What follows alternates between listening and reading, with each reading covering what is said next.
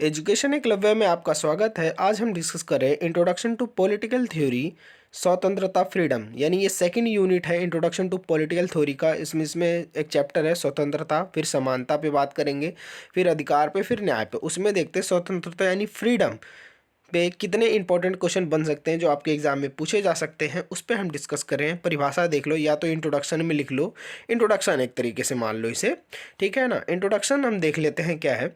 स्वतंत्रता एक ऐसी अवधारणा है जो कि व्यक्ति की स्वतंत्रता और अधिकारों को संदर्भित करती है। यह एक मूलभूत मानव अधिकार है जो व्यक्ति को अपने जीवन को अपने तरीके से जीने की अनुमति देती है।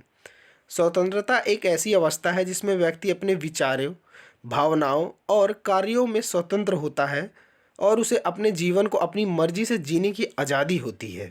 ठीक है, इसका अर्थ क्या होता है? स्वतंत्रता का अर्थ देख लीजिए। स्वतंत्रता एक अंग्रेजी शब्द लिबर्टी यानी लैटिन शब्द लीवर से आया है, जिसका अर्थ है सभी बंधनों से मुक्ति यानी सभी बंधनों से आज़ादी। मुझ पे किसी चीज़ का दबाव ना रहे, मैं अपने फैसले खुद कर सकूं, ठीक है ना, इतना स्वतंत्र होना चाहता हूं। वही कहना चाहता है कि इसका अर्थ है सभी बंधनों से मुक्ति। परंतु इसका वास्तविक अर्थ मनमानी करना नहीं है, बल्कि अपने अधिकारों का उपयोग इस तरह करना है कि दूसरे के अधिकारों और समाज के नियमों का भी सम्मान है, यानी सम्मान हो सके। कहने का मतलब है कि आपको स्वतंत्रता दे दी गई है, इसका मतलब ये नहीं है कि आप दूसरे की स्वतंत्रता का हनन करेंगे। नहीं भाई मैं आज़ाद हूँ, मैं तेरे को दबाऊंगा, तू मेरे अंडर काम कर। बंधुआ मजदूरी की तरह काम नहीं दूसरों की करा सकते। आप उतने ही स्वतंत्र होंगे जितने दूसरे की स्वतंत्रता को हानि ना हो, ठीक है ना, आप उतने ही स्वतंत्र होंगे। परिभाषा देख लो इसकी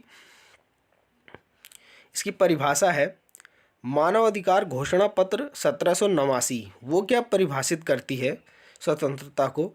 स्वतंत्रता वह शक्ति है जो दूसरों को नुकसान पहुंचाए बिना किसी कार्य को करने का अधिकार देती है। यानी कहने का मतलब है कि स्वतंत्रता मान लो आपको मिली है तो आप अपने काम कर सकते हैं, ठीक है। मानव अधिकार घोषणा पत्र 1789 स्वतंत्रता वह शक्ति है जो दूसरों को नुकसान पहुंचाए बिना किसी कार्य को करने का अधिकार देती है। मतलब आप इतना ही कार्य कर सकते हैं कि दूसरे की स्वतंत्रता को हानि ना हो सके, ठीक है ना। जॉन स्टुअर्ट मिल क्या कहते हैं? व्यक्ति जीवन में कार्य करने का अधिकार, व्यक्तिगत जीवन में कार्य करने का अधिकार, यानी कि आप पे किसी चीज़ का दबाव नहीं रहेगा, आप अपने जीवन में जो कार्य करना चाहते हैं वो कर सकते हैं, ठीक है। महात्मा गांधी ने परिभाषा किया है स्वतंत्रता को। स्वतंत्रता का अर्थ नियंत्रण का अभाव नहीं, बल्कि व्यक्तित्व के विकास का अवसर है। यानी कि स्वतंत्रता का अर्थ नियंत्रण का अभाव नहीं, मतलब नियंत्रण नहीं होगा, आप व्यक्तित्व का विकास कर सकते हैं, ठीक है। अपने जीवन को सुदृढ़ बना सकते हैं, स्वतंत्रता से कोई काम कर सकते हैं, जीवन का ग्रो कर सकते हैं, ठीक है ना। उसका अवसर है एक तरीके से स्वतंत्रता।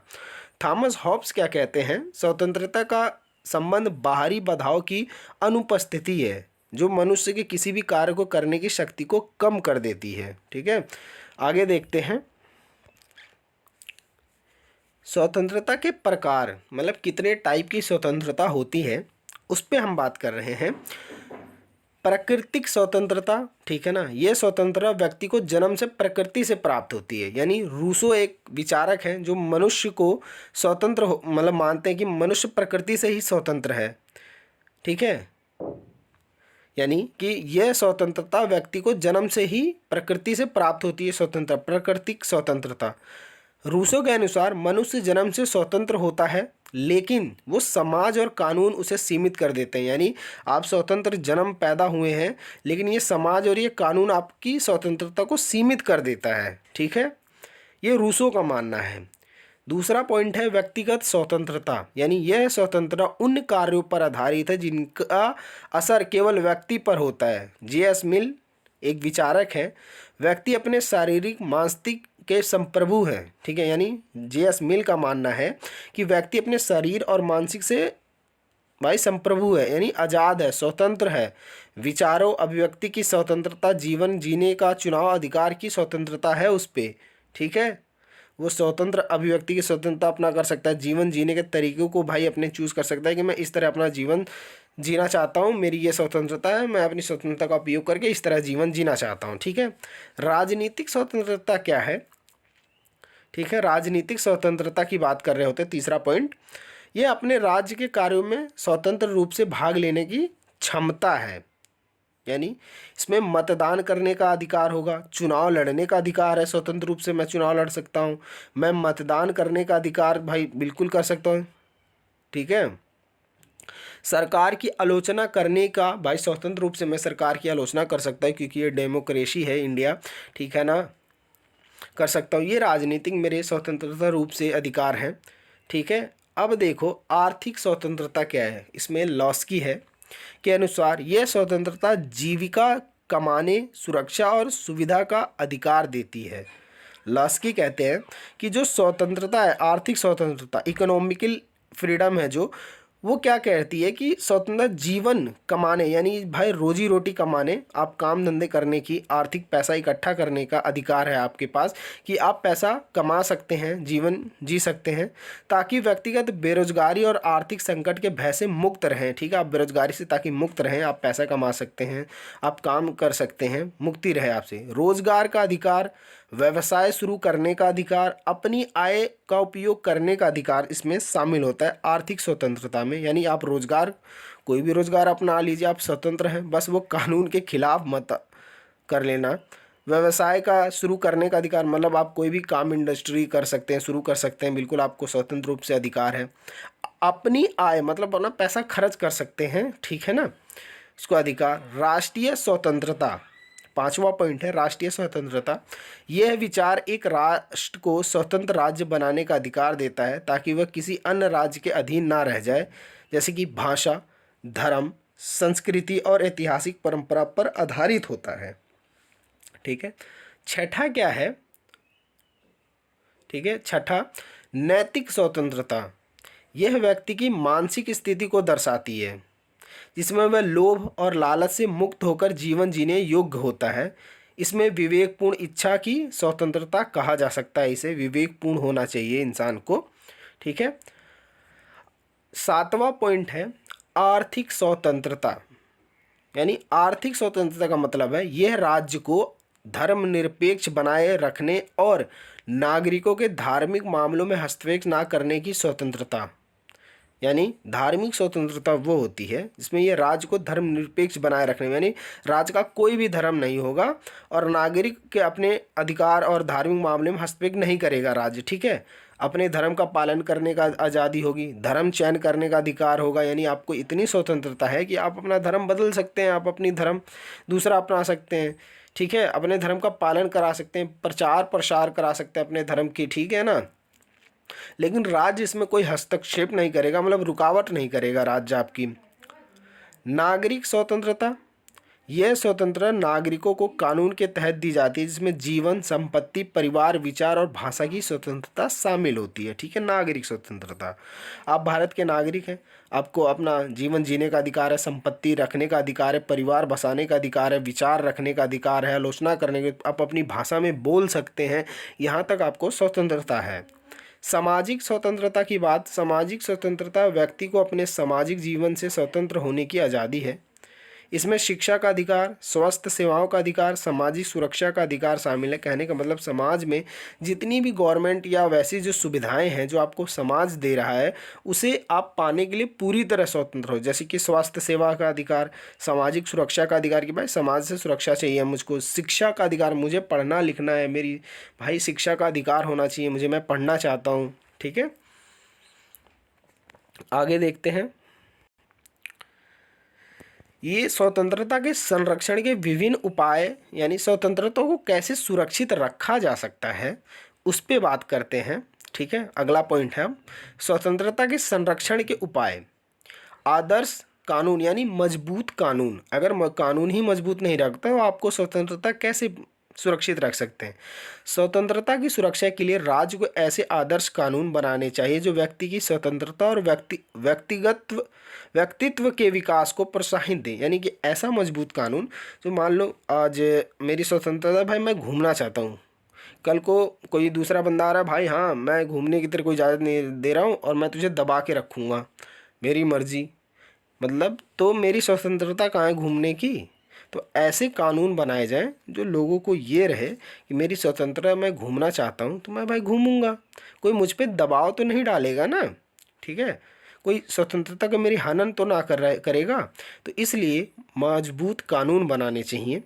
विशेषाधिकारों का अंत, विशेषाधिकारों का मतलब होता है किसी एक दर्जे के पास मूल अधिकार हो, यानी विशेष अधिकार हो कि भाई ये सिर्फ मैं ही कर सकता हूँ, दूसरा बंदा कोई नहीं कर सकता। मान लो किसी को विशेष अधिकार है कि भाई मैं सिर्फ मेडिकल वो खोलूँगा या विश्वविद्यालय चलाऊंगा, मेरे को विशेष अधिकार है। अब कोई दूसरा व्यक्ति आ रहा है कि भाई मैं खोलना चाहता हूँ सर, मैं गरीब बच्चों को पढ़ाना चाहता हूँ लेकिन ये मुझे पढ़ाने नहीं दे रहे, तो वो कहेंगे कि मेरे पास विशेषाधिकार है और मैं आपको वो नहीं करने दे सकता। तो इसी की वजह से विशेषाधिकार का अंत करने का मतलब है कि समाज में विशेष अधिकार का अंत अवश्य है, ताकि हर वर्ग समान स्वतंत्रता का लाभ उठा सके। यानी आपको एजुकेशन पे काम करना है तो आप कीजिए, आपको पढ़ाना है आप पढ़ाइए, लेकिन अगर ये विशेषाधिकार रहा कि एक पर्टिकुलर, यानी जो पीछे हिस्ट्री रही है, सिर्फ ब्राह्मणों को पढ़ने का अधिकार था, पढ़ाने का अधिकार था एक तरह से, ठीक है ना, पढ़ने पढ़ाने का ब्राह्मणों का अधिकार था सिर्फ, लेकिन जो शूद्र वैश्य थे इनको इनको तो पढ़ने का अधिकार था ही नहीं, कुछ नहीं। तो आज के समाज में अगर ऐसा रहा तो कैसे चलेगा? इसलिए वो कहना है कि विशेष अधिकार को समाप्त कर दिया, ताकि जो नीचे तबके के लोग हैं, ठीक है ना, गरीब हैं, वो भी पढ़ सकें, अपना कर सकें। शक्ति का विकेंद्रीकरण, विकेंद्रीकरण का मतलब होता है कि शक्ति का बंटवारा अलग अलग कर दिया जाए, ताकि किसी एक के पास शक्ति ना रहे, ठीक है ना। अगर एक के हाथ में रहा तो वो तो तानाशाह हो जाएगा, ठीक है, वो अपना हुक्म चलाएगा, तो आपकी स्वतंत्रता कहाँ गई जनता की? नहीं ना। इसलिए शक्ति एक हाथ में ना रख के उसको विकेंद्रित कर दिया जाए, बांट दिया जाए, और सबके हाथ में थोड़ी थोड़ी शक्तियाँ रहेंगी। तो कोई मान लो एक दादागिरी जताएगा तो बाकी जिन पे शक्तियाँ वो कहेगा कि वो रोकेगा उसे कि भाई ऐसा मत कर, इन लोगों की स्वतंत्रता का हनन हो रहा है, ठीक है। शक्तियों का विकेंद्रीकरण, सत्ता के विकेंद्रीकरण से निरंकुशता का खतरा होता है, निरंकुशता, ठीक है ना, खतरा होता है। शक्ति का केंद्र और राज्यों के बीच शक्ति का बंटवारा हो जाता है। यानी अपने इंडिया में क्या है, एक सेंट्रल गवर्नमेंट काम करती है, एक स्टेट गवर्नमेंट काम करती है, ठीक है ना, शक्ति का, और साथ में काम करती है स्थानीय शासन, उसको भी प्रोत्साहन मिलता है, ठीक है। तो स्वतंत्रता की सुरक्षा में सहायक करते हैं ये लोग, ठीक है ना। यानी शक्ति किसी एक के पास नहीं है, सेंट्रल के पास भी शक्ति है, स्टेट के पास भी शक्ति हैं, ठीक है ना। कुछ शक्तियाँ होती हैं जिससे जनता की स्वतंत्रता बनाए रखी जाती है। आर्थिक सुरक्षा और विषमता का अंत, यानी आर्थिक सुरक्षा स्वतंत्रता के लिए महत्वपूर्ण है। जैसे बेरोजगारी, गरीबी और आर्थिक विषमता को दूर के लिए राजनीतिक स्वतंत्रता का वास्तविक लाभ मिल सकता है। संगठित राजनीतिक दल, यानी संगठित राजनीतिक दल का मतलब है कि ऐसे दल का निर्माण किया जाए जो कि मान ली किसी का हनन हो। जन याचिका सुना है आपने? जनहित याचिका, वो कि लोग क्या करते हैं, एक संस्था के रूप में काम करते हैं कि गरीब लोगों के जो अधिकार दबे हुए हैं, कुछ गरीब हैं नहीं केस लड़ सकते, तो उनकी तरफ ना समाज सोसाइटी की तरफ से ना केस दर्ज करते हैं, ठीक है ना। जनहित याचिका ये सर्वोच्च न्यायालय में डालते हैं कि भाई ये समस्या है समाज में, ये नीचे तबके लोगों के लिए, आप इसका सॉल्यूशन दीजिए, ठीक है। तो उसी तरह ये संगठित राजनीतिक एक दल भी उसी तरह काम करता है। अनुशासित राजनीतिक दल सरकार को नियंत्रित करती है और नागरिक स्वतंत्रता को सुरक्षा करती है, कि एक ऐसे राजनीतिक दल का चुनाव किया जाए जो कि सभी की स्वतंत्रता को बनाए रखे, ठीक है ना, समानता से बनाए रहे स्वतंत्रता। ऐसे कि ना चुनाव से चुन लिया जाए कि भाई एक बार चुन लिया तो उसके बाद फिर सबकी स्वतंत्रता की वाट लग रही हो। लोकतांत्रिक शासन, ठीक है, तांत्रिक शासन में सत्ता जनता में निहित होती है। मतलब अगर लोकतांत्रिक शासन की जगह तानाशाही शासन रहेगा ना तो बहुत बेकार होगा। बेकार इसलिए होगा क्योंकि तानाशाही तो कोई चुनाव होकर आता नहीं है, अब मेरे पास शक्ति है, मैं जो मेरा जो हुक्म रहेगा वही मानना पड़ेगा। लेकिन लोकतांत्रिक शासन में सिर्फ 5 ही साल तो तरसाओगे, 5 साल ही अत्याचार करोगे, अगली बार जनता आपको बदलेगी ही बदलेगी, ठीक है। तो मूल अधिकार स्वतंत्रता की लोकतंत्र शासन में क्या होता है कि लोकतंत्र में सत्ता जनता में नहीं तो यानी वोट दो और अपनी सरकार चुनो, इसलिए नागरिक स्वतंत्रता का उल्लंघन नहीं हो सकता है, ठीक है। मूल अधिकार, यानी मूल अधिकार स्वतंत्रता की गारंटी देते हैं। विभिन्न लोकतांत्रिक देशों के संविधान में नागरिक स्वतंत्रता की सुरक्षा के लिए उन्हें शामिल किया गया, यानी संविधान की बात कर रहा है, ठीक है ना, कि संविधान में स्वतंत्रता दर्ज की गई है। स्वतंत्र न्यायालय की बात कर रहे हैं।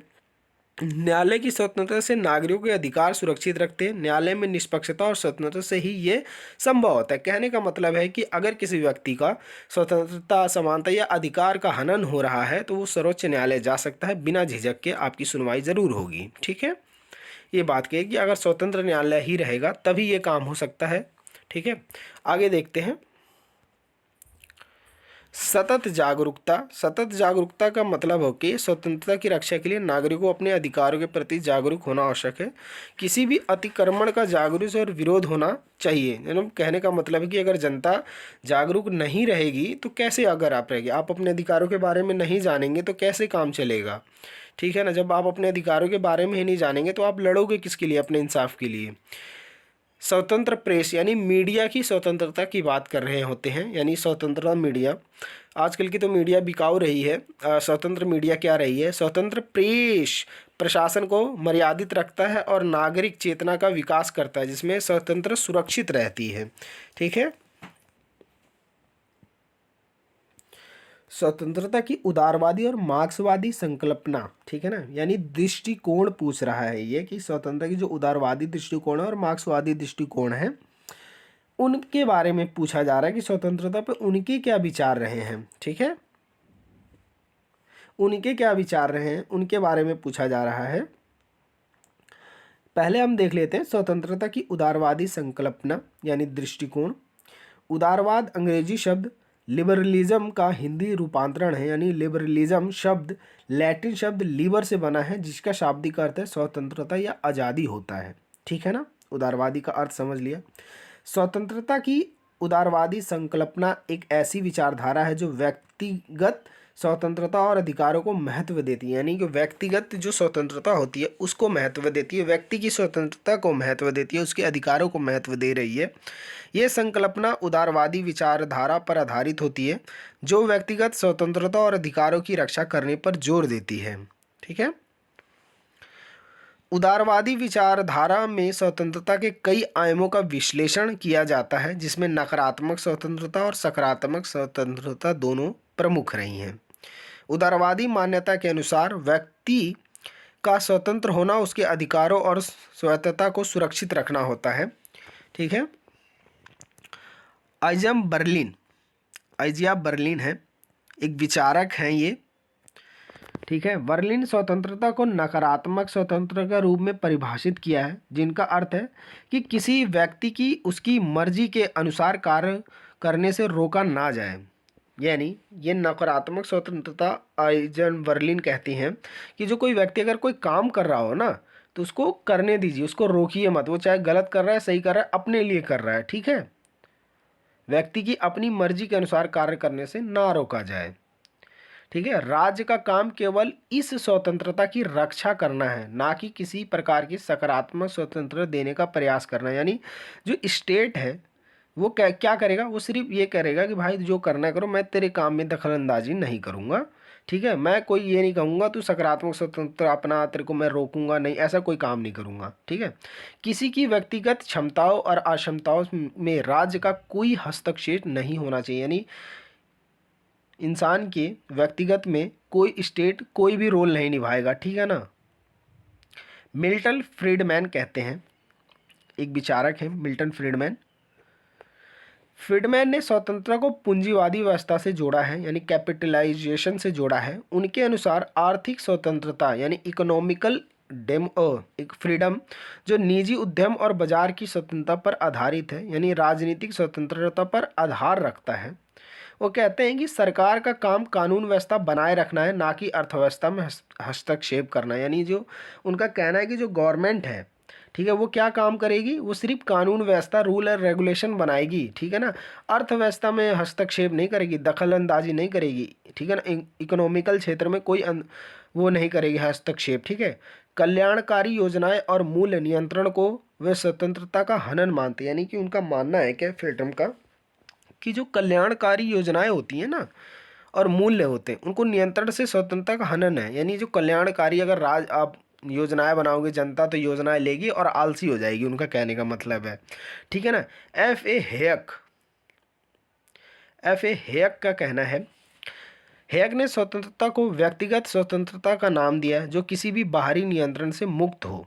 यानी व्यक्तिगत स्वतंत्रता का मतलब है कि उस पर किसी चीज़ का दबाव नहीं होना चाहिए, ठीक है, किसी चीज़ का दबाव नहीं हो, बाहरी नियंत्रण से मुक्त हो। इन्हें 3 प्रकार से अलग अलग किया जा सकता है। यानी राजनीतिक स्वतंत्रता, जिसमें व्यक्ति को अपनी सरकार और प्रशासन में भाग लेने का अधिकार हो, ठीक है। आंतरिक स्वतंत्रता, जिसमें व्यक्तिगत अपनी इच्छा और नियंत्रण का कार्य कर सके। शक्ति रूपी स्वतंत्रता क्या कहता है, जिसमें व्यक्ति अपनी अभिलाषाओं को पूरा करने और अपनी पसंद का सत्ता चुन सके, ठीक है ना, इसकी बात कर रहे हैं। अब आगे देखते हैं। स्वतंत्रता की उदारवादी संकल्पना के प्रमुख पहलू क्या रहे हैं। व्यक्तिगत स्वतंत्रता की बात करते हैं लोग, ठीक है ना, यानी व्यक्तिगत स्वतंत्रता को महत्व देते हैं। इसमें व्यक्ति को अपने जीवन को अपने तरीके से जीने की आज़ादी, ठीक है, और यह व्यक्ति के अधिकारों की रक्षा पर जोर देते हैं, ठीक है ना। यह संकल्पना सरकार की सीमाओं को महत्व देती है, जिसमें सरकार को व्यक्तिगत स्वतंत्रता और अधिकारों को समान करना होता है। चौथा पॉइंट क्या है, यह संकल्पना व्यक्तिगत जिम्मेदारी को महत्व देती है, जिसमें व्यक्ति को अपने कार्यों के लिए जिम्मेदार होना होता है, ठीक है ना। स्वतंत्रता की मार्क्सवादी अवधारणा क्या है, इस पे हम बात कर लेते हैं, ठीक है। मार्क्सवादी अवधारणा स्वतंत्रता पे।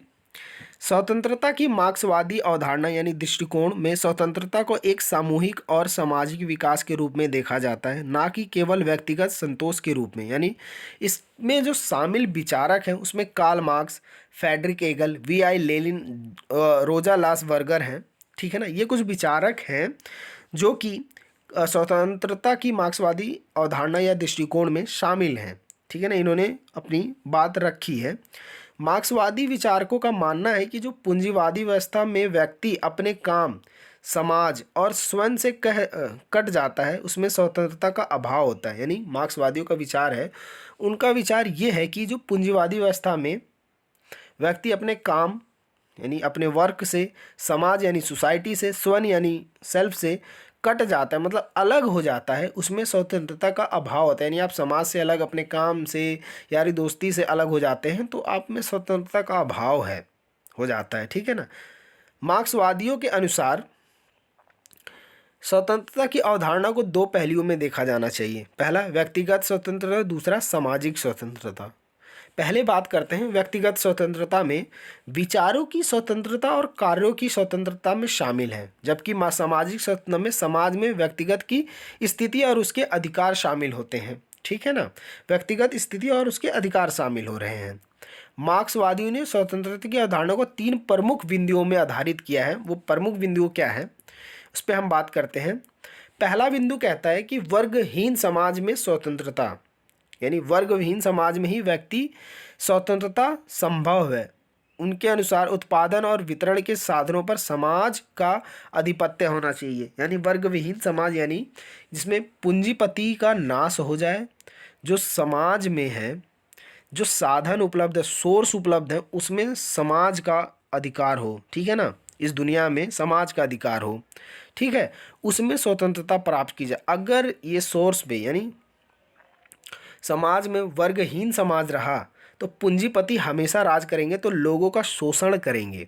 अगर लोगों का शोषण होता रहेगा तो स्वतंत्रता रह कहाँ जाएगी। तो इसलिए वो कहते हैं वर्गहीन समाज, यानी वर्गहीन का मतलब है कि समाज में व्यक्ति जो रहते हैं लोग, उनका अधिकार हो, ठीक है ना, साधनों पे लोगों का अधिकार हो, समाज का अधिकार हो, किसी एक वर्ग का ना हो, ठीक है। दूसरा है राज्य विहीन स्थिति में स्वतंत्रता, यानी राज्य एक वर्ग द्वारा दूसरे वर्ग को दबाने का साधन है। जो स्टेट है क्या कहता है, वो जो पूंजीपति वर्ग है वो क्या करते हैं, गरीबों को दबाने के लिए काम करते हैं। यानी राज्य विहीन, वो कहते हैं कि राज्य हो ही ना, राज्य का अंत होना चाहिए ताकि व्यक्ति का पूर्ण स्वतंत्र का उपभोग सके। यानी राज्य को ख़त्म कर दो पूरी तरह से, जो साधन होंगे उसमें समाज का होगा, अपना अपना जो हिस्सा होगा वो अपना बांट लेंगे स्वतंत्र रूप से, बराबर बराबर की बात करते हैं ये, ठीक है। साम्यवादी व्यवस्था में स्वतंत्रता की बात कर रहे होते हैं। साम्यवादी व्यवस्था में ही व्यक्तिगत स्वतंत्रता संभव है। समाजवादी अवस्था में उत्पादन और वितरण के साधनों पे समाज का आधिपत्य होता है। इसमें व्यक्ति पूर्ण स्वतंत्रता का उपभोग कर सकता है, यानी साम्यवादी व्यवस्था चाहते हैं। इस साम्यवादी व्यवस्था में ही कहते हैं कार्ल मार्क्स की साम्यवादी व्यवस्था में ही समाज को पूर्ण स्वतंत्रता मिल सकती है और किसी उसमें नहीं। ठीक है, ये लास्ट क्वेश्चन है इस पे बनने वाला। ठीक है, सकारात्मक और नकारात्मक स्वतंत्रता एजुकेशन एकलव्य। ठीक है ना, सकारात्मक और नकारात्मक स्वतंत्रता। नकारात्मक स्वतंत्रता क्या होती है वो देख लीजिए। इसका अर्थ है बंधनों का अभाव, यानी व्यक्ति को उन कार्यों में स्वतंत्रता मिलनी चाहिए जिसमें बाहरी हस्तक्षेप ना हो। यानी व्यक्ति अपने काम कर रहा है, बाहर से कोई हस्तक्षेप नहीं करेगा उसके काम में, मतलब कोई रुकावट नहीं पैदा करेगा।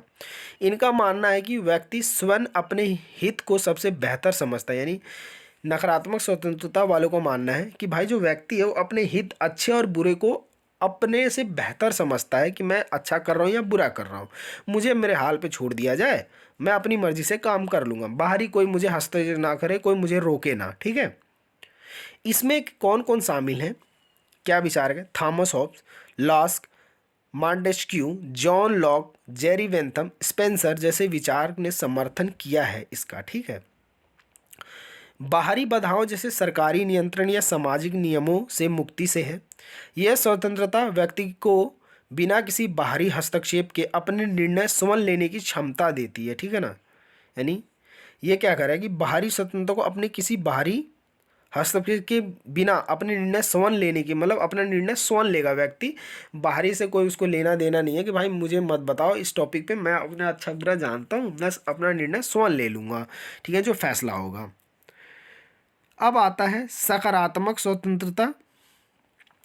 ठीक है, सकारात्मक स्वतंत्रता का अर्थ है अधिकार और नियंत्रण का होना। यानी सकारात्मक स्वतंत्रता वाले मानते हैं कि इसमें अधिकार और नियंत्रण होना चाहिए। इस अधिकार और नियंत्रण इसलिए होना चाहिए, नकारात्मक स्वतंत्रता में क्या है भाई, मुझे बाहरी रुकावट नहीं है। अब मान लो नकारात्मक स्वतंत्रता दे दिया जाए सकारात्मक में भी, तो व्यक्ति इतनी स्वतंत्रता अपना उपयोग करेगा कि दूसरों को तकलीफ होने लगेगी। तो इसलिए सकारात्मक स्वतंत्रता वाले कहते हैं कि भाई हमारे में अधिकार भी होगा, नियंत्रण भी होगा, आप अपनी स्वतंत्रता का गलत प्रयोग नहीं करोगे ताकि दूसरों का शोषण ना हो जाए। इसमें व्यक्ति अपने जीवन के बारे में निर्णय ले सकता है। इसका मानना है कि व्यक्ति को अपने विकास के लिए आवश्यक साधनों की अवसर मिलना चाहिए। मतलब व्यक्ति को अपने विकास के लिए क्या, जो आपको साधन चाहिए वो अवसर आपको मिलेगा। ठीक है ना, समर्थक कौन कौन से हैं इस विचारक के? Rousseau, Hegel, Kant, Karl Marx, T H. Green, Barker इसके स्वतंत्रता के, सकारात्मक स्वतंत्रता के समर्थक रहे हैं। सकारात्मक स्वतंत्रता का तात्पर्य आत्मनिर्णय और आत्मसंयम की क्षमता से है। यानी यह व्यक्ति की आंतरिक शक्ति और स्वतंत्रता को दर्शाता है जिसमें वह अपनी इच्छाओं और लक्ष्यों के स्वयं निर्धारित को पूरा कर सकता है, पूरी तरह कर सकता है। ठीक है, ये कंपैरिजन कर रखा है नकारात्मक और सकारात्मक स्वतंत्रता की तुलना। ठीक है ना, नकारात्मक स्वतंत्रता और सकारात्मक स्वतंत्रता की कंपैरिजन है। पहला पॉइंट दोनों का देखें, बिना किसी प्रतिबंध के स्वतंत्रता। यानी नकारात्मक है भाई कोई प्रतिबंध नहीं होना चाहिए बाहरी आंतरिक। ठीक है, सकारात्मक स्वतंत्रता पहले पॉइंट में क्या कहते हैं, उचित प्रतिबंधों के साथ स्वतंत्रता। यानी कि आपको स्वतंत्रता उतनी ही मिलेगी कि दूसरों की वाट ना लगा दो, दूसरे का दिक्कत ना पैदा करो, दूसरे की स्वतंत्रता का हनन मत कर दो। दूसरा पॉइंट है, यह व्यक्तिगत पहलू को अधिक वजन देता है और व्यक्तिगत के व्यक्तित्व में निहित स्वतंत्रता को समान देता है। यानी व्यक्ति की पूरी तरह से भाई तू आज़ाद है, कुछ भी कर। दूसरा क्या है, सकारात्मक का दूसरा पॉइंट देखना, यह सामाजिक संदर्भ में देखता है, यानी ये सोसाइटी को देखता है, सबको इक्वल रहने की बात करता है। ठीक है ना, सबको समान स्वतंत्रता देने की बात करता है। यह समाज की सामाजिक, आर्थिक और राजनीतिक स्थिति पर आधारित होता है पूरी तरह। तीसरा पॉइंट, नकारात्मक स्वतंत्रता, राज्य व्यक्तिगत स्वतंत्रता के दुश्मन है। यानी स्टेट को पूरी तरह भाई ये दुश्मन है मेरा राज्य, ज़्यादा रुकावट कर रहा है। लेकिन उसी तीसरे पॉइंट में सकारात्मक स्वतंत्र स्टेट के बारे में क्या कहता है कि यह राज्य को स्वतंत्रता की प्राप्ति के लिए सकारात्मक परिस्थितियों को बनाए रखने की जिम्मेदारी सौंप देता है, कि यानी कि भाई आप ऐसा रूल बनाएं, स्टेट आप ऐसा रूल बनाएं कि ताकि कोई व्यक्ति दूसरे का स्वतंत्रता का हनन ना करे। ठीक है, चौथा पॉइंट देखिए, यह स्वतंत्रता के व्यक्तिगत और सामाजिक पहलुओं पर जोर देता है, राजनीतिक और व्यक्तिगत और राजनीतिक पहलुओं पर जोर देता है। ठीक है, वहीं चौथा पॉइंट सकारात्मक स्वतंत्रता का क्या कहता है, यह स्वतंत्रता के सामाजिक और आर्थिक पहलू पर जोर दे रहा है। यानी नकारात्मक सिर्फ व्यक्तिगत और राजनीति पे दे रहा है, लेकिन ये भाई सकारात्मक सामाजिक और आर्थिक दोनों पे दे रहा है। ठीक है, पांचवा पॉइंट देखिए, यह इसे अधिकारों, समानता, नैतिकता और न्याय के साथ नहीं जोड़ता। यानी समानता से कोई लेना देना नहीं, नैतिकता से कोई नहीं, अपना काम होना चाहिए, न्याय से कोई लेना देना नहीं है। लेकिन सकारात्मक यह स्वतंत्रता समानता और न्याय को पारंपरिक रूप से संबंधित मानता है। यानी वो मानता है कि न्याय और समानता से ही लोगों को स्वतंत्रता बरकरार रखी जा सकती है। ठीक है, छठा पॉइंट, यह न्यूनतम कार्यों के साथ राज्य का समर्थन करता है। यानी जो नकारात्मक स्वतंत्रता है वो कहता है कि आप भाई छोटे मोटे काम में हम आपका समर्थन कर देंगे और बड़े काम में हम नहीं कर रहे भाई। ठीक है, लेकिन सकारात्मक स्वतंत्रता क्या कहती है, ये कल्याण कार्यों के साथ राज्य का समर्थन करता है। यानी कि स्टेट को कहता है कि आप कल्याणकारी योजना बनाओ, जो लोगों को समान रूप से वितरण करो, उनकी स्वतंत्रता बनाए रखो। ठीक है ना, ताकि वो लाभ उठा सके। सातवां पॉइंट है, ये समाज की बाजार अवधारणा पर आधारित है, जो कि प्राकृतिक स्वतंत्रता वाले परमाणु व्यक्तियों से बना है। ठीक है, लेकिन ये सातवां पॉइंट सकारात्मक वाले क्या कहते हैं, ये स्वतंत्रता को सामाजिक पहलुओं पर जोर देते हैं। ठीक है ना, सोसाइटी पे, यार समाज पे जोर दे रहे हैं ये लोग। ठीक है, आठवां पॉइंट डिस्कस कर लेते हैं, ये उदारवाद ने नकारात्मक स्वतंत्रता का समर्थन किया। यानी जो उदारवादी हैं वो नकारात्मक स्वतंत्रता का समर्थन कर रहे हैं। और आठवां पॉइंट है, जो समाजवादी हैं, यानी जो समाजवादी विचारक है ने सकारात्मक स्वतंत्रता का समर्थन किया है, निजी संपत्ति के उन्मूलन के खड़ा हुआ है। ठीक है ना, वीडियो देखने के लिए वीडियो देखने के लिए धन्यवाद। एजुकेशन क्लब में फिर अगले यूनिट में आपका स्वागत करेगा।